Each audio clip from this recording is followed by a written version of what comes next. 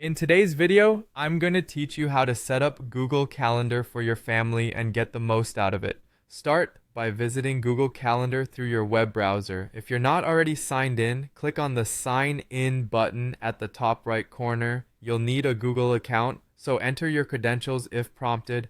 Once you're signed in, you'll land on the main calendar interface. Next, to create a family calendar, look at the left side of your screen where various calendar options are listed. You'll want to find the section labeled Other Calendars and click on the plus icon next to it.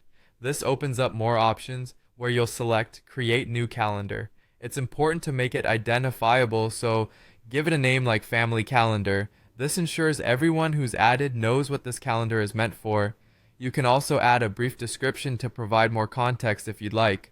After naming and describing your calendar, click the Create Calendar button.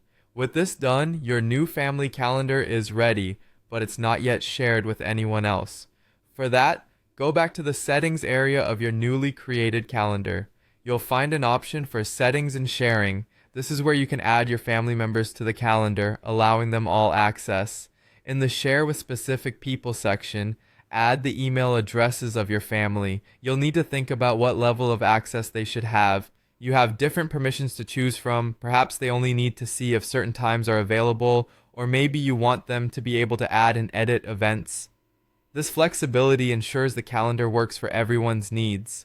Once you've selected the appropriate permissions, go ahead and click Send to notify your family members that they've been added. They'll be able to accept the invitation and start viewing and interacting with the calendar. Now, let's add some events to the calendar. Start by clicking on the plus create button found near the top of the page. From there, select Event to begin adding important dates or activities. This could be anything from birthdays, school pickups, meal plans, or any other event you want everyone to be aware of. When you're creating an event, you'll set the time, date, and, if necessary, the location. Important here is ensuring that the event is being added to the right calendar.